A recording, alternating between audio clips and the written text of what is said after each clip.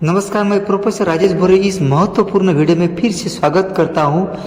इस वीडियो में हम समझेंगे और लिखने लायक बार बार वीडियो देखकर याद करेंगे causative agent for malaria and cholera और इस डिसीज के मोड ऑफ ट्रांसमिशन। तो मलेरिया ये डिसीज का कॉजेटिव एजेंट है। इतने सारे आपको जो आसान लगता है वह करेक्ट स्पेलिंग के साथ लिख देना। Malaria caused by the following parasite, यानी मलेरिया निम्नलिखित परजीवी के कारण होता है। पहला Plasmodium falciparum, Plasmodium vivax, Plasmodium ovale, Plasmodium malariae, Plasmodium knowlesi. आप समझते हैं मोड ऑफ ट्रांसमिशन यानी संचरण की विधा, यानी किस तरह से यह मलेरिया के परजीवी दूसरे होस्ट के शरीर में प्रवेश करते हैं। यूजुअली पीपल गेट मलेरिया, आमतौर पर लोगों को मलेरिया होता है कैसे? तो by being bitten by an mosquito, यानी मच्छर के काटने से मलेरिया होता है।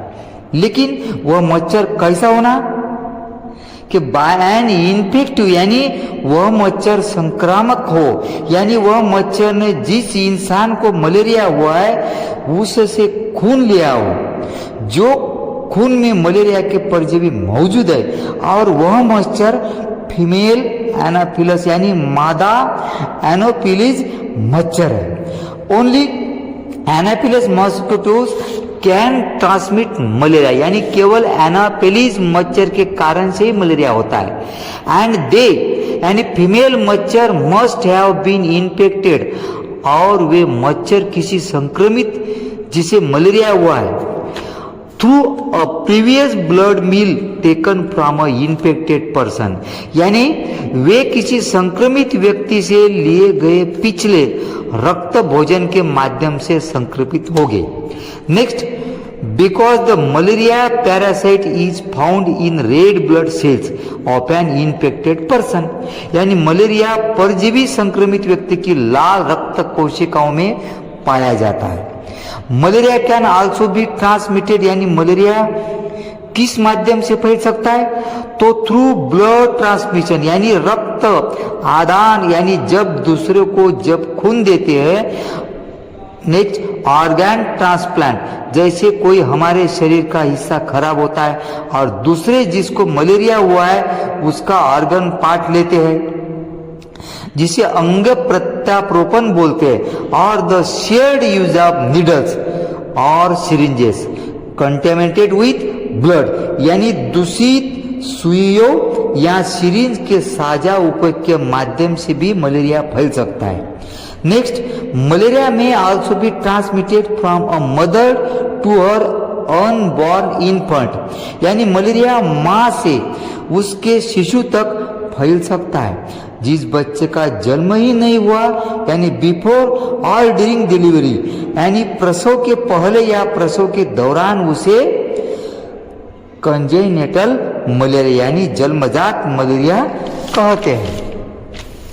अब नेक्स्ट डिसीज है कॉलेरा, जिसे हिंदी में हैजा और मराठी में कॉलेरा संबोधते हैं। और यह किसके कारण, यानी कॉलेरा का कॉजेटिव कौन है? तो cholera is a communicable disease, यानी हैजा एक संचारी रोग है, कॉज्ड बाय वाइब्रियो कॉलेरी, जो विब्रियो कॉलेरा के कारण होता है। अब मोड ऑफ ट्रांसमिशन, यानी इस कॉलेरा का संचारण या प्रसारण की विधि, यानी यह कॉलेरा की लागत कैसे होती है?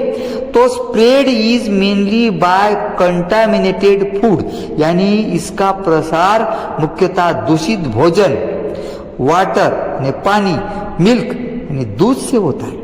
Human being is the only reservoir of cholera infected, यानी मनुष्य हैजा संक्रमण का एकमात्र भंडार है। Immediate source of infection is, यानी संक्रमण का तत्काल स्रोत यानी उगम कौन सा है? तो इज द स्टूल्स यानी मल, एंड वोमिटस यानी उल्टी किसकी? तो जिनको ये कॉलेरा हुआ है ऐसे केसेस, ऐसे पेशेंट्स, एंड कैरियर्स यानी वाहक, इस तरह जब तक यह आंसर लिखने लायक याद नहीं होता, यह वीडियो बार बार देखना जरूरी है। और कमेंट आपकी क्या और इच्छा है, आपके लिए मैं और क्या कर सकता हूं आसानी से, एंड शेयर विथ फ्रेंड्स, उनका भी भला होना चाहिए। धन्यवाद।